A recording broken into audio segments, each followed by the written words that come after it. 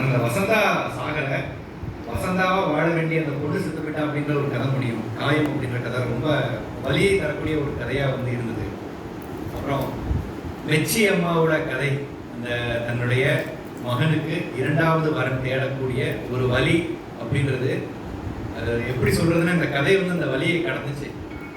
தன்னுடைய பையனுக்கு எப்படியாவது கல்யாணம் பண்ணிடணும் அப்படின்னு நினைக்கக்கூடிய நேரத்தில் பெண் வீட்டார்கள் எப்படி இருக்காங்க அப்படின்ற ஒரு உண்மையை ரொம்ப வெளிப்படையா சொன்ன ஒரு கதை வந்து ரொம்ப அழகான கதை. மூலம் அதுலேயும் ரெண்டு வீட்லேயும் தப்பு இருக்கு. ஆண் வீட்டில் என்னன்னா, நாங்கள் வந்து ஜாதகம் பொருந்தினா தான் கல்யாணம் பண்ணி வைப்போம், எல்லாமும் பொருந்தணும்.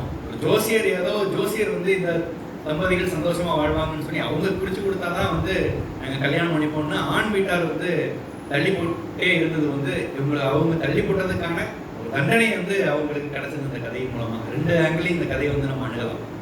பெண் வீட்டார்கள் மேலேயும் தப்பு இருக்குன்றதையும் அவங்க சொல்லியிருக்காங்க.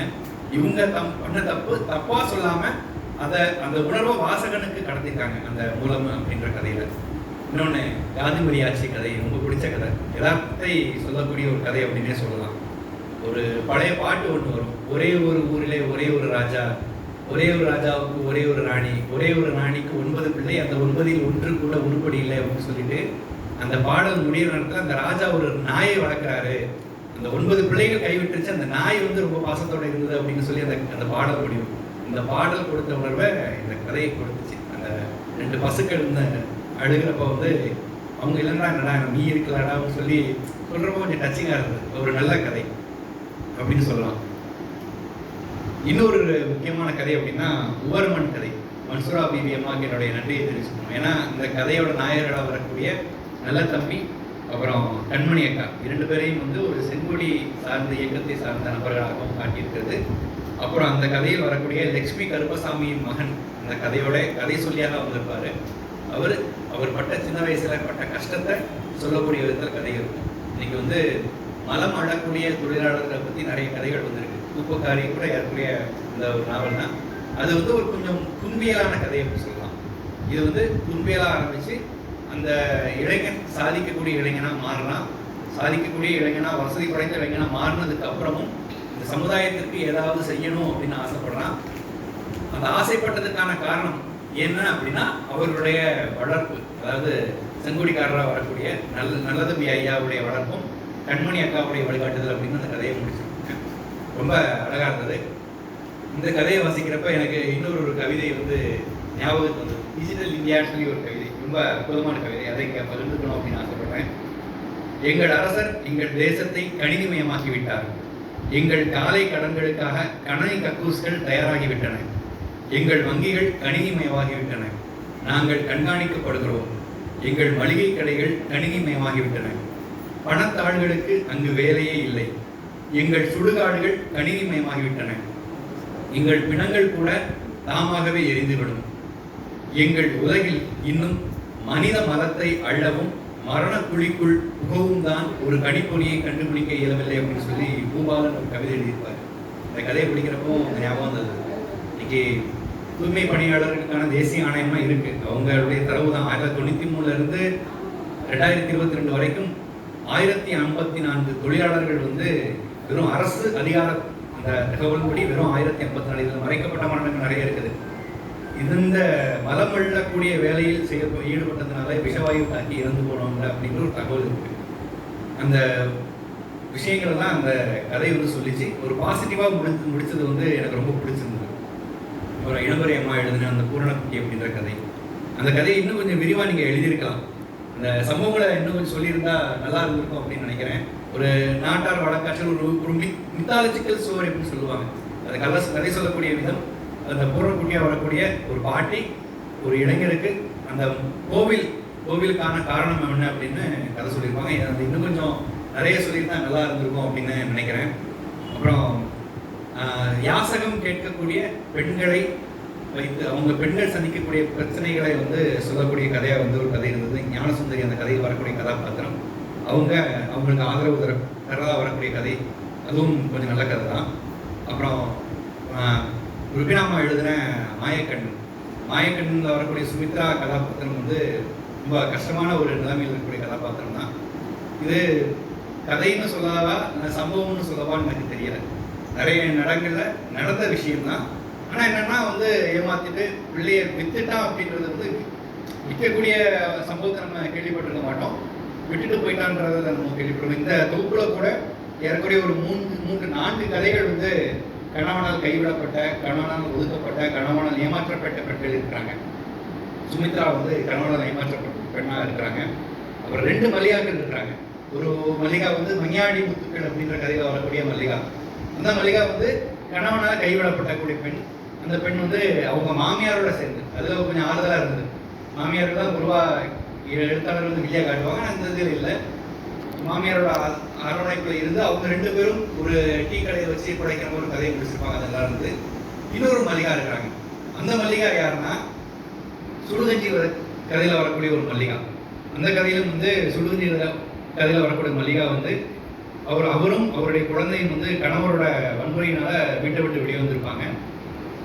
அந்த ஒரு கதையை அந்த மல்லிகாவும் காட்டியிருக்காங்க. அப்புறம் கணவனால் கண்டு கொள்ளப்படாத பெண்ணா வந்து தமிழரசி இருக்கிறாங்க கடைசி கதையில. அந்த ஒரு பெண்களுடைய வழிகளை அந்த தொகுப்பு வந்து சொல்லிச்சு.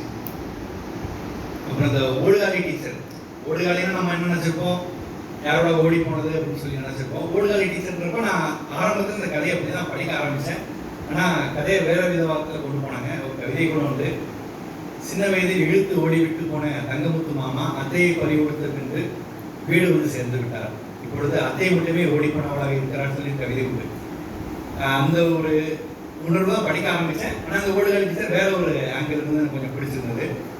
இன்னும் சொல்ல போனால் அந்த கதை தொகுப்புல வந்து நேட்டிவிட்டி நிறைய இருந்தது. ஒரு 3 இலங்கை எழுத்தாளர்கள் இலங்கை தமிழ் நடையில வந்து எழுதியிருந்தாங்க. அது வாசிக்கிறப்ப ரொம்ப நல்லா இருந்தது. நாஞ்சல் தமிழ்ல வந்து மங்கியாடி முத்துக்கள் கதை ஃபுல்லாவே நாஞ்சல் தமிழ்ல இருந்தது. அது எனக்கு ரொம்ப பிடிச்சிருந்தது அந்த கதையை வாசிக்கிறதுக்கு. ஆனால் பெரும்பாலான கதைகள் கொஞ்சம் இன்னும் நேட்டிவிட்டியோட இருந்தா, இன்னும் கொஞ்சம் அந்த ஊர் மக்கள் பேசக்கூடிய பாஷையில இருந்தது அப்படின்னா அதை மற்ற ஊர் வாசிப்பாளர்கள் வந்து அதை ரசிக்கிறாங்க. எனக்கு இலங்கை தமிழ் பிடிக்கிற மாதிரி தஞ்சை தமிழ் ரொம்ப பிடிக்கும். ஒரு சோலை சுந்தர பெருமாள் இருந்த சென்னல் அப்படின்ற நாவல் முழுக்க முழுக்க தஞ்சை வட்டார நடையிலே தான் வரும். ரொம்ப அழகா இருக்கும். புரிஞ்சுக்க கொஞ்சம் கஷ்டமா இருந்தாலும் அது நம்ம புரிஞ்சுக்கணும் அப்படின்ற ஒரு இதில் நம்ம வாசிக்கிறப்ப இன்னும் கொஞ்சம் அந்த நாவலை வந்து நம்ம இன்னும் அந்த நாவலுக்குள்ள போகிற ஒரு உணர்வு நமக்கு கிடைக்கும். அது மாதிரி கதைகள் இன்னும் கொஞ்சம் நேட்டிவிட்டியா இருந்தால் நல்லா இருந்திருக்கும். அப்புறம் நெல்லை தமிழ்ல வந்து பூரணக்குட்டி, அப்புறம் வெள்ளையாடிக்காரி, அது வந்து நெல்லை தமிழ்ல வரக்கூடிய கதை தான்.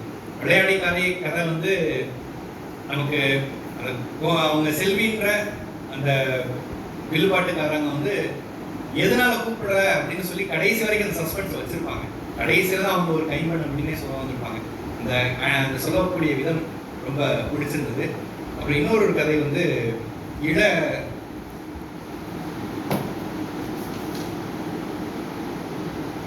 இடையதாக முள்மரம் கொள்கை அப்படின்ற கதை வந்து ரொம்ப அழகான கதை தான்.